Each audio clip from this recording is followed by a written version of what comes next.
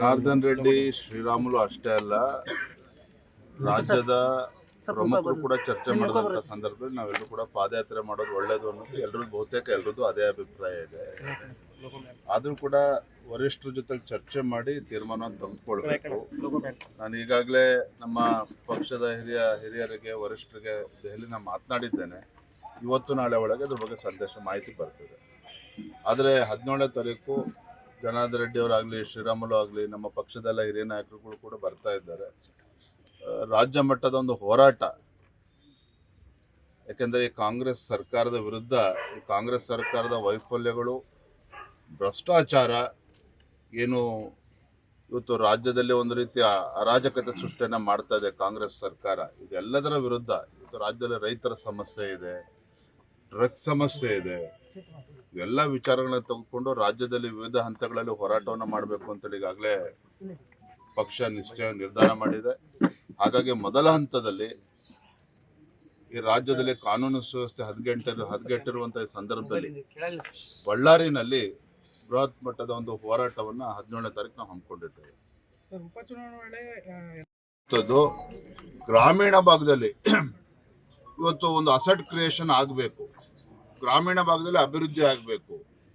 ಕೃಷಿ ಚಟುವಟಿಕೆ ನಡೆಯುವಂಥ ಸಂದರ್ಭದಲ್ಲಿ 60 ದಿನಗಳ ಕಾಲ ಇದಕ್ಕೆ ಅವಕಾಶವನ್ನು ನೀಡಿದ್ದಾನೆ. ಯಾಕಂದರೆ ರೈತರಿಗೆ ಅನಾನುಕೂಲ ಆಗ್ತದೆ.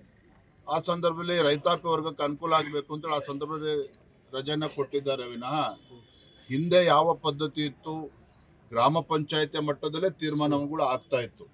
ಈಗಲೂ ಕೂಡ ಮುಂದಿನ ದಿನಗಳಲ್ಲೂ ಕೂಡ ಅದೇ ಆಗುವಂಥದ್ದು. ಆದರೆ ಕಾಂಗ್ರೆಸ್ ಪಕ್ಷ ಇವತ್ತು ಸಿದ್ದರಾಮಯ್ಯನವರು, ರಾಹುಲ್ ಗಾಂಧಿಯವರು ಇದನ್ನೇ ಅಪಪ್ರಚಾರ ಮಾಡಿಕೊಂಡು, ಯಾಕೆ ಅಂತ ಹೇಳಿದ್ರೆ ಇವತ್ತು ರಾಜ್ಯದಲ್ಲಿ ಕಾಂಗ್ರೆಸ್ ಬಗ್ಗೆ ಜನರ ವಿಶ್ವಾಸ ಹೊರಟೋಗಿದೆ. ಹಾಗಾಗಿ ಈ ವಿಚಾರ ತೆಗೆದುಕೊಂಡು ಮಹಾತ್ಮ ಗಾಂಧಿಯವರ 2ನೇ ಬಾರಿ ಕೊಲೆಯನ್ನು ಮಾಡುವಂಥ ಕೆಲಸ ಭಾರತೀಯ ಜನತಾ ಪಾರ್ಟಿ ಮಾಡಿದೆ ಅಂತೇಳಿ ಅಪಪ್ರಚಾರ ಮಾಡೋದಕ್ಕೆ ಹೊರಟಿದ್ದಾರೆ.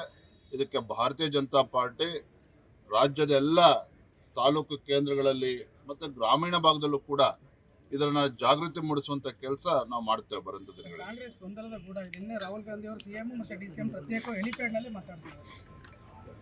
ಇರ್ಲಿ ಪಾಪ, ಅವರು ಆಂತರಿಕ ಕಚ್ಚಾಟ, ಒಬ್ರು ಮುಖ್ಯಮಂತ್ರಿ ಕುರ್ಚಿ ಉಳಿಸ್ಕೋಬೇಕು ಅನ್ನುವ ಕಾತರದಲ್ಲಿ ಅವರಿದ್ದಾರೆ.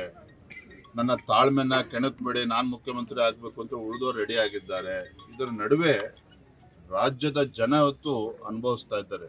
ನಿಜವಾಗ್ಲೂ ಕೂಡ ರಾಜ್ಯದಲ್ಲಿ ಏನೂ ಅಭಿವೃದ್ಧಿ ಆಗದೇನೆ ಭ್ರಷ್ಟಾಚಾರದಲ್ಲಿ ಮುಳುಗೋರು ಇರ್ತಕ್ಕಂಥ ಕಾಂಗ್ರೆಸ್ ಬಗ್ಗೆ ಜನ ಹೊತ್ತು ಇಡೀ ಶಾಪವನ್ನು ಹಾಕ್ತಿದ್ದಾರೆ. ನೋಡಿ, ನಿನ್ನೆ ದಿನ ಜರ್ಮನಿಯ ಚಾನ್ಸಲರ್ ಬಂದಿದ್ದಾರೆ ಕರ್ನಾಟಕ.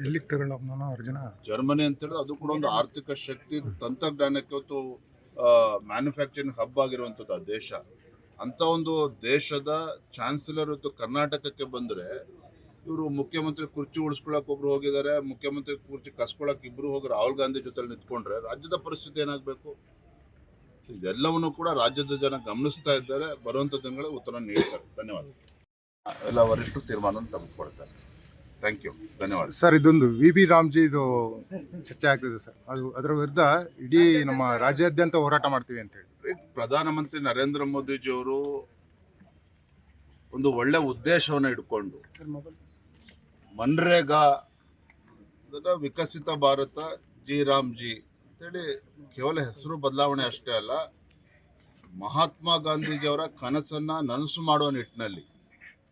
ಯಾಕೆಂತ ಹೇಳಿದ್ರೆ ಗಾಂಧೀಜಿಯವರ ಕನಸು ಗ್ರಾಮ ಸ್ವರಾಜ್ಯ, ಗ್ರಾಮಗಳು ಅಭಿವೃದ್ಧಿ ಆದಾಗ ಮಾತ್ರ ದೇಶ ಅಭಿವೃದ್ಧಿ ಆಗುತ್ತೆ ಅನ್ನೋ ಒಂದು ಚಿಂತನೆ ಮಹಾತ್ಮ ಗಾಂಧೀಜಿಯವ್ರದ್ದು.